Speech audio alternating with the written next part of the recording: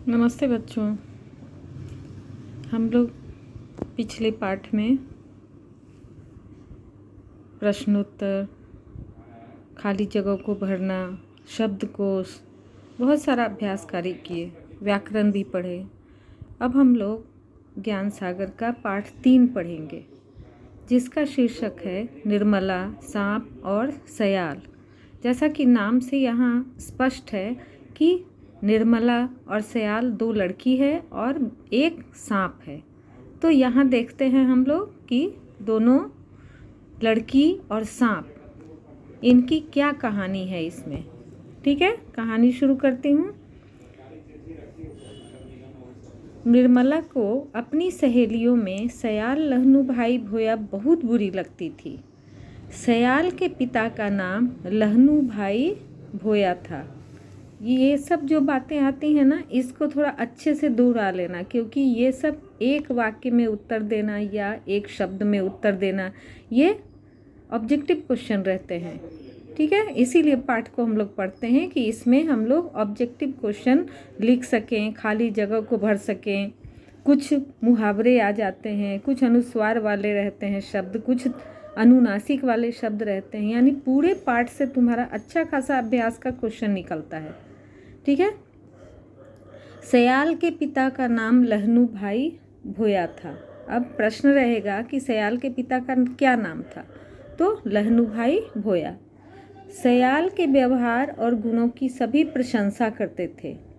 निर्मला भला सयाल की तारीफ कैसे सह पाती। लोग सयाल की माँ से कहते, कलगी बैन। अब यहाँ देखो, सयाल की माँ का नाम क्या था? कलगी बैन, और पिता का नाम था लहनू भाई भोया। मैं बार बार दोहराती हूँ कि तुम्हारा चैप्टर जो है वो पढ़ते समय ही बहुत सी बातें स्पष्ट हो जाए। तो लोग सयाल की माँ से कहते, कलगी बेन तुम्हारी लाडली बड़ी होनहार है, उसकी प्यारी सी मुस्कान सबको खुश कर देती है। प्यारी सी मुस्कान? निर्मला चिढ़कर बुदबुदाती, दांत निकाले रहती है और लोग कहते हैं प्यारी सी मुस्कान। ये निर्मला जो थी वो लहनू भाई भोया, ये तो इसके पिता का नाम था। लेकिन सयाल, निर्मला सयाल से बहुत ही चिढ़ती थी, इसीलिए वो हमेशा उसके बारे में इस तरह की उटपटांग बातें कहती रहती। ठीक है।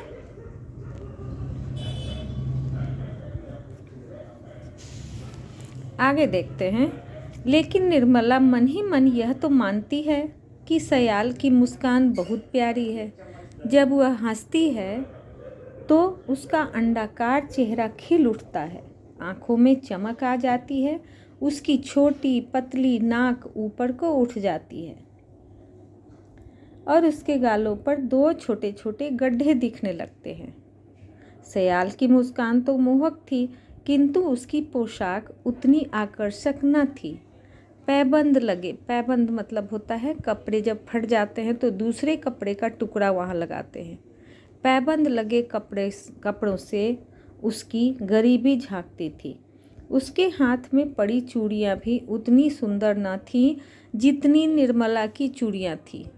यह भी सच है कि गुजरात के उस छोटे से आदिवासी गांव बरटाड में इतनी सुंदर गले की माला किसी और के पास न थी जैसी निर्मला के पास थी। अब अगला प्रश्न है, निर्मला के पास क्या थी? सुंदर गले की माला। निर्मला के पास एक सुंदर गले की माला थी। अब इससे देखो, यहाँ है ना पैबंद, जैसे बताई थी मैं, दूसरे कपड़े के टुकड़े, वो कपड़ा जब फटता है ना तो हम लोग उसमें लगाते हैं, वो हो जाता है पैबंद।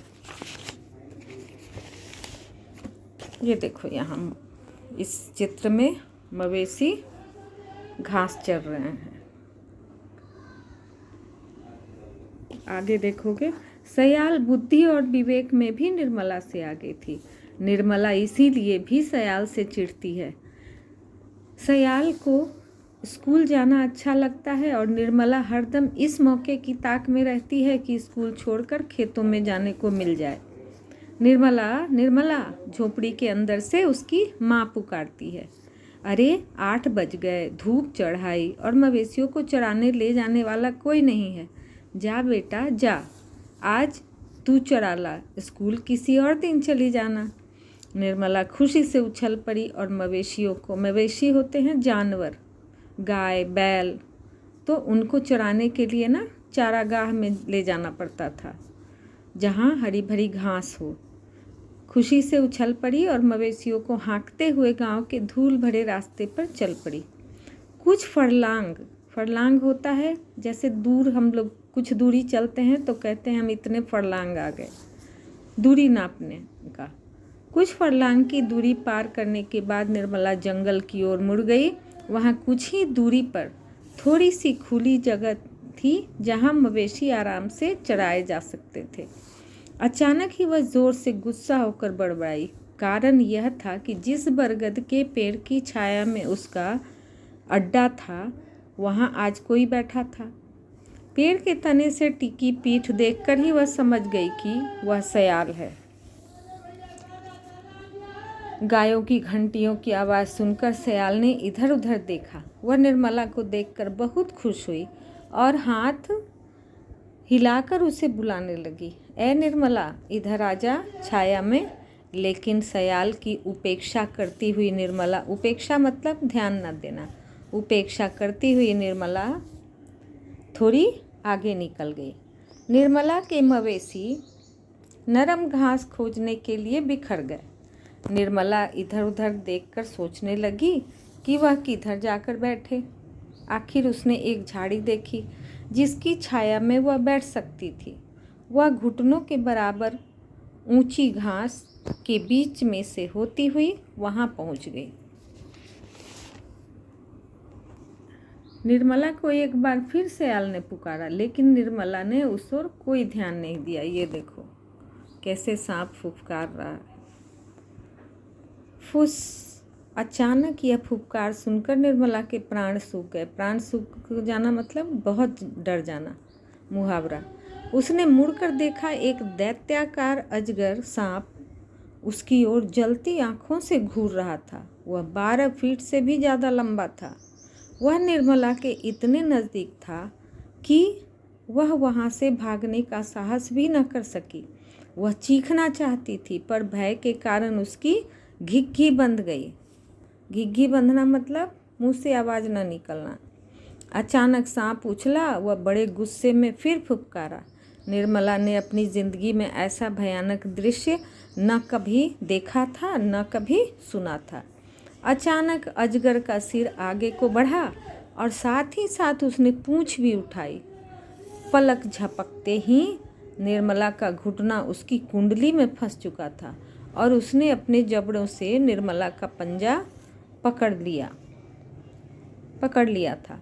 सांप की सख्त पकड़ से निर्मला को लगा कि उसकी हड्डियां चूर चूर हो जाएंगी।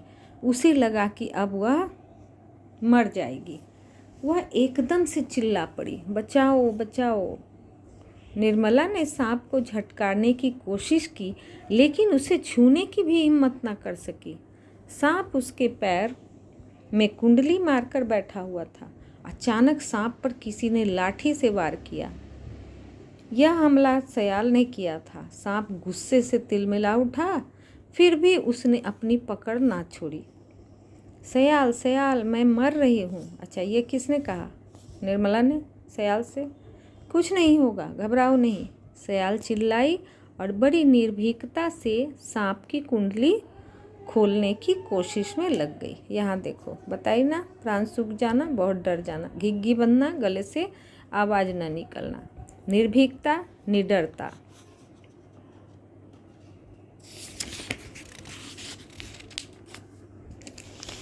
ये अगला पिक्चर देखो कैसे लड़ रही है सांप से।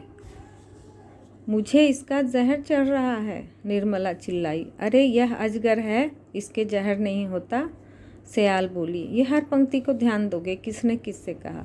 लेकिन मैं तो हिल भी ही नहीं सकती। तुम डरी हुई हो, घबराओ मत, थोड़ा शांत रहो, मैं तुम्हारी मदद के लिए हूँ ना। अब तक लाठी से काम नहीं बन रहा था, इसीलिए सयाल ने अपने हाथों से इस दैत्य से लड़ने का निश्चय किया। उसने अजगर का मुंह पकड़ा और उसके जबड़े खोलने लगी। ठीक है, आगे की कहानी हम लोग अगली कक्षा में करेंगे। ठीक है बच्चों, इसको ध्यान से पढ़ो। Bye bye.